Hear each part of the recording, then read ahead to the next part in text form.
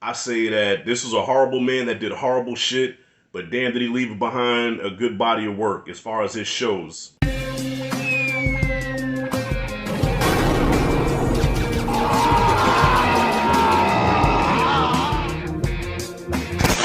Whoa. God, dog. Yo, listen. I almost didn't do this review, y'all, because I think this is one of those touchy subjects where no matter what side of the fence you fall on, you're gonna get crucified for your opinions, for your comments. You know what I mean? Because this is a very, just the shit here. It's a very, it's a rough subject. You know what I'm saying? But you know what? Fuck, it's my channel. I'm gonna have my opinion. I know people ain't gonna like some of it, and some of you will, but I just have to say what I gotta say. So I finished the 4-part uh, documentary on Bill Cosby, right? It's called We Have to Talk About Bill Cosby. And one of the first things I read, one of the first things I saw when this documentary was first announced, when the trailer first dropped, there were a couple of videos talking about is this director a Sambo for exposing Bill Cosby like this, even though, you know, everybody knows what happened. The man already did his time, went to jail, he's out now, he's blind. You know, he's already kind of living in his hell. Why bury him even more? He's an 80-year-old man. And I was one of those people, I was like, man, I'm like, leave the man alone. He's 80-something years old. He's got one foot in the grave he can't see. He's already living in his hell. Leave him be. So I'm like, this documentary's not even needed. I didn't even want to watch it, but I know for the sake of content I had to. I was expecting a 4-hour hit piece on Mr. Cosby. Just kind of like how Leaving Neverland did Michael Jackson, right? But this documentary was very interesting because it was almost as complex as the man Bill Cosby.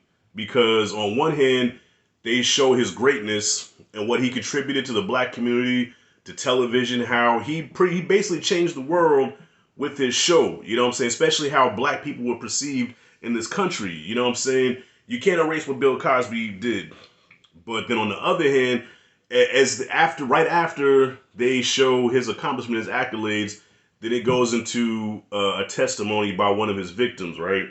So one of the women that he violated would share her story, a heartbreaking, very graphically detailed story where you go from, oh man, I used to love this show. Yeah, I love Fat Albert, to, yo, this guy's a fucking monster. And I think the director did that purposely because I think this is how a lot of us feel about Mr. Cosby because, you know, growing up in the 80s and the 90s, Bill Cosby was a staple in everybody's household. You know, whether he was white or black, everybody loved Bill Cosby. Hell, I started eating Jello pudding because of Bill Cosby, okay?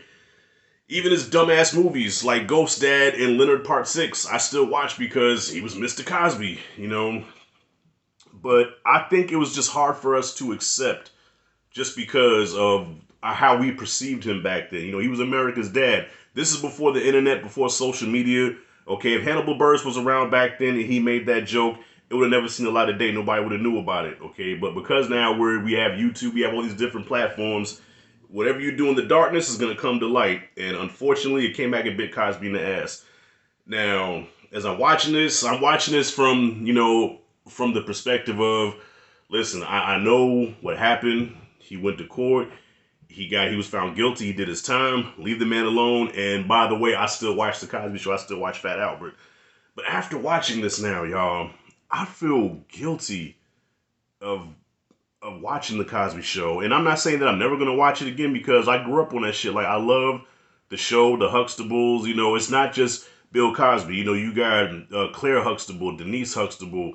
You know what I'm saying? Sandra and Elvin. You know what I'm saying? Like, I grew up with this shit. So I don't think I could ever totally just not watch it anymore, okay? And even Let's Do It Again, which is one of my favorite movies, I just can't see myself saying, well, you know, I can never watch Let's Do It Again ever again. Now, here's where the controversy comes in, and they address this in the documentary as well. Can you separate the man from the work? And that's just a matter of preference, of opinion, because I know there's people that's going to be like, no, I can never watch this stuff again because of what he did. And I can never judge you for that. You know what I'm saying? If that's your choice, then that's your choice because what he did was fucking despicable. It was horrible.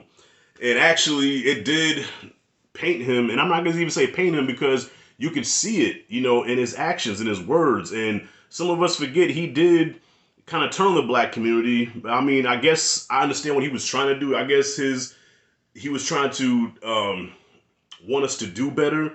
But sometimes it's not what you say, it's how you say it. And the way he was saying it, like he was attacking his own people. And then you got motherfuckers like Mitt Romney co-signing to my, yeah, you heard what Cosby said, he's telling the truth. And I don't like motherfuckers like that because there's a certain YouTuber, which I don't want to say his name, there's a certain YouTuber that does that. And he has a lot of subscribers, people follow him, but it's like, dude, I can't fuck what you're saying. Like, even though a lot of what you say is true, but bro, you come from a place of, you hate your own kind. And at one point, Cosby was kind of on that tip where it's like, dude, do you hate your own people? And so he was going through his Uncle Tom, Sambo sellout phase, even though his intentions seemed to be good, but he kind of turned on us. And it's kind of ironic that now, this documentary drops is made by a black man exposing this black man who wanted to expose black people for doing wrong. Shit. Karma's a motherfucker, ain't it? But man, just hearing these testimonies, and even from the mouth of Cosby himself, like even little subliminal shit that he would put in the show, like he's telling you up front, like, I drug women, I drug and I fuck women. And I remember that episode where they had the barbecue outside, and he was telling Claire, like, yeah, it's my barbecue sauce. You ever wonder when people eat my barbecue sauce, they get all lovey buggy? You ever notice that when people eat the sauce, they want to get right home? And I tell you something else. There's a cup of it on the nightstand. There's a cup of it, I said. Why don't we go upstairs and have some sauce? It's all over the show. And not to mention, he was an OBGYN. His job was his job was looking at cootie cats and delivering babies. And his office was in his basement. He's telling you, he's showing you, this is who I am. And even, especially, like, what really put the nail in the coffin, how long am I going here? What really put the nail in the coffin was the deposition, where he admitted to giving women drugs. But, of course, the Cosby defenders would be like, well, that's what they did back then. That's what they did. They did drugs and they partied. He did nothing wrong. You know what I'm saying? But the reality is, okay, the reality now, I wasn't there. You wasn't there. None of us was there except for Cosby and the women that said what he did. Okay? That's up for debate. It possibly could have been consensual. Maybe a few of them was consensual, but when there's so many women, and from what the documentary said, there are even more women, but they don't want to come out because the ones that did come out, they got shamed, they got, crucified, you know what I'm saying? Even Damon Wayans on the Breakfast Club has said that some of those women are unrapeable, you know what I'm saying? And that's, that's kind of a fucked up thing to do because, first of all, it's hard enough even coming out and saying what happened to you. You know what I'm saying? As a woman, it's hard for you to come out and say, like, this happened to me, And then when you do have the courage to come out, you get publicly lambasted for it. And, like, you're a fucking liar. You just want to bring Cosby down. He was about to buy NBC and all these different theories and stuff, which they address all that. I'll give this documentary props. They addressed everything that was ever said, every theory, every, whatever you could think of it. Okay, why come out now? They addressed that. Okay, was Cosby really trying to buy NBC? They addressed that. Okay, are these women lying? All of it's addressed. You know what I'm saying? Yeah, man. So, watching this, y'all, and like, I know documentaries can be manipulative where they can sway you one way or another. And I gotta say, this documentary, I want to say, kind of swayed me to the side of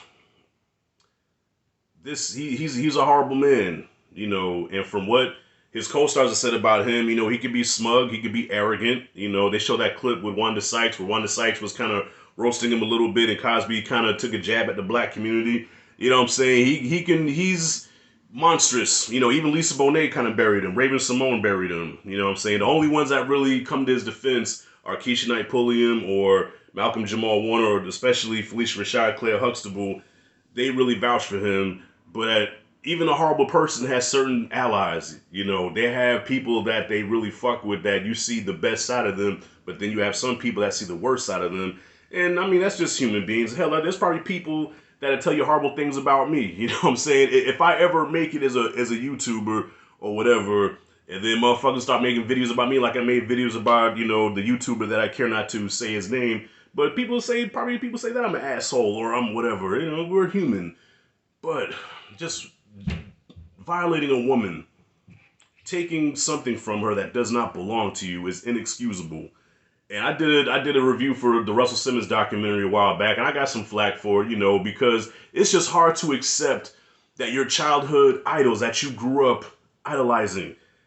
You know what I'm saying? Like, at that time, we didn't have a lot of fucking black heroes. Martin Luther King is dead. Malcolm X is dead. We don't have a lot of black heroes. Muhammad Ali is now retired. So now we have these new black heroes come out. The Russell Simmons, the Mike Tysons, the Bill Cosbys, you know. And then when you find out down the line that these people are heavily flawed, you cancel them. I guess what I'm trying to say is, y'all, if you want to cancel Bill Cosby, cancel him. That's your prerogative.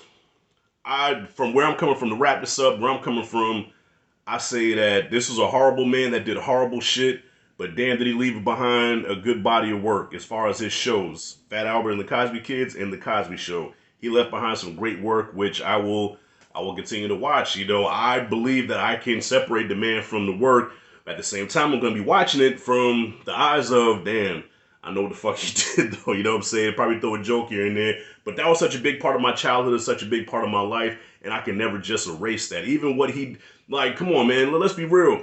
Yo, niggas didn't want to go to college until A Different World came out. All right? Before people saw him in the fictional college, niggas wasn't even thinking about, okay, I'm sorry, I could hear some people that don't say the word nigga. Okay, black people did not think about college, especially in the 80s and the Reagan era. That was not even thought of. Different World made you say, I want to go in a dorm. I want to go to college. I want to go to a historically black college. Cosby did that. Okay, invested more money in HBCUs than anybody ever. So you can't erase what this man did. But you can't excuse what he did either.